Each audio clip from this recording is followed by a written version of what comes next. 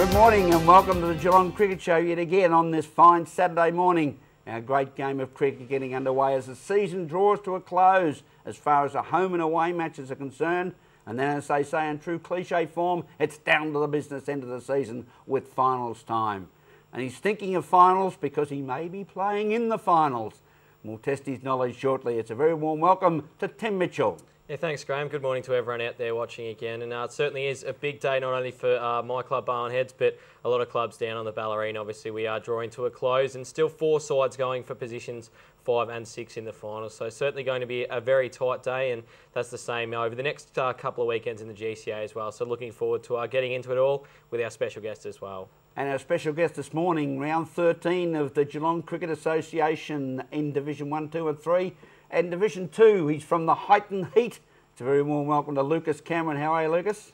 Good, thanks, Graham. Thanks for the invite. And viewers, have a look at that beautiful top he's got on, the Highton Heat. You going to feel the heat this afternoon? Hopefully down at Torquay there might be a nice sea breeze blowing, mate, so it won't be too hot. Yeah, the old Spring Creek doctor will be coming through down at Torquay. We'll talk about that a little later with Lucas. Turning our attention to Premier Cricket, and it is the final round of home and away games in round 15. Geelong, a magnificent win last weekend against Richmond Tigers, with Damien Shanahan leading away with 127 as Geelong coasted to 6 for 311 to defeat Richmond, who finished up with 308.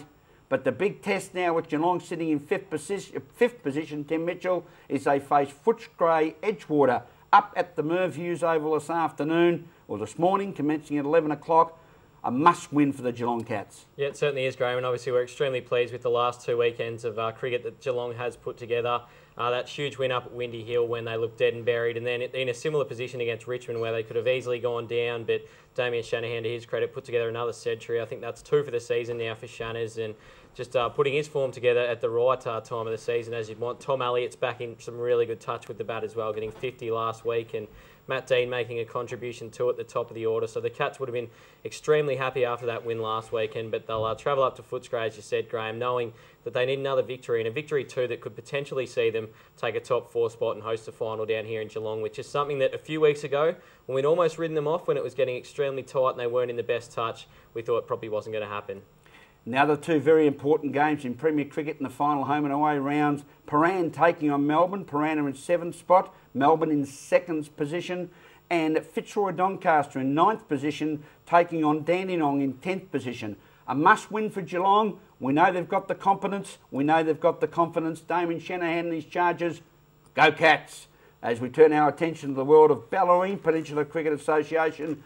And boy, is it also coming down to a great finale in round 11, second day of the final home and away round this afternoon in BPCA, and Port Arlington 5 for 317. Damien Vassalou with a brilliant century, now the first player in the BPCA to make 500 runs, in fact 543 for the season so far. Too many runs for Colindina, or will the top team come back, Tim Michell? Well, I certainly think they'll be in with a fight, Colindina. Obviously, a lot's going to depend on how their top order fares, but 317 runs with that on the board, you'd have to say Port Arlington are the team that look most likely to take that game out still. There's a number of really interesting scenarios down on the Bellarine that are going to take place today. I'm sure there's going to be a lot of text messaging and a few calls floating around to see what results do take place, because Port Arlington sitting 8th at the moment can still sneak 6th position if they can knock off Colindina and get some healthy percentage out of it as well, because it's looking more than likely that Barrable in their game against Drysdale are going to take the points, which would mean that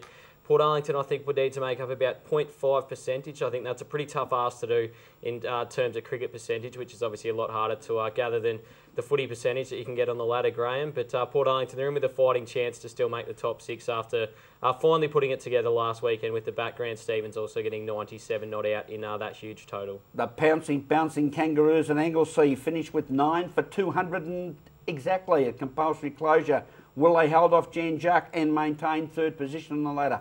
Yeah, well, they've had a fairly miserly bowling attack all season, Anglesea, probably one of the tightest up there with Wellington, who are also have been an extremely tight bowling side, have kept a lot of sides down to around about 150. I think that's probably about the average at Anglesea have kept sides to. Peter Bracken, obviously the wily veteran that coaches down at Anglesea, he normally leads away with the ball, and a few of his younger charges, Dylan Taylor and the likes of Lee Edmonds as well, who's had a fantastic season. I think those three will probably have a big role to play today, and I think they'll just have too much for Jan Juck. I think the Sharks are in with a fighting chance, but I think it'll be a very tight one and they'll just get done, Graham. The Drysdale Hawks have been struggling in their last 2 games. They made 162. Barrable, none for 24. Are they on the charge, Barrable? Yeah, well, Barrable, obviously another side that are right in the mix to make the top 6 there, depending on what does happen in the result of the game between Wallington and Barwon Heads.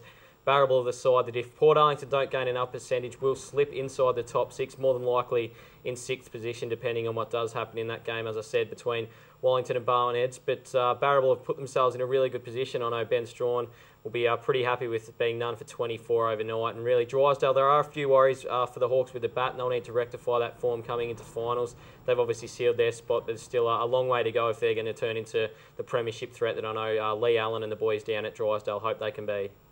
Down at Strawberry Fields at Wallington Recreation Reserve, Wallington set the pace this afternoon as they chased Barwon Heads 223 after a brilliant unbeaten century from Mitch Herbison. I'm going to throw this one to Lucas Cameron because I think a couple of the Cameron boys are playing down at Wally's Land. You give them a chance, Lucas? Oh, you have to be a chance. Plenty to play for, as Tim said. If they chase that down, they're short of a final spot, so I'm sure the boys will be pretty hungry.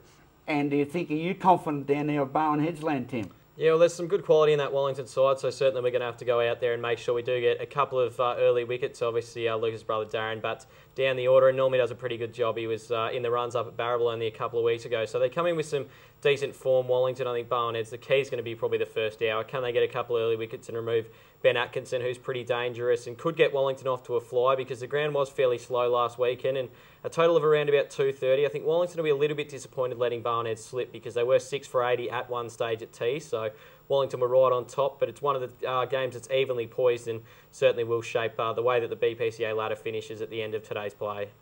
And finally, Queenscliff, will they make Rawlo put this ball further down his throat than they would like to?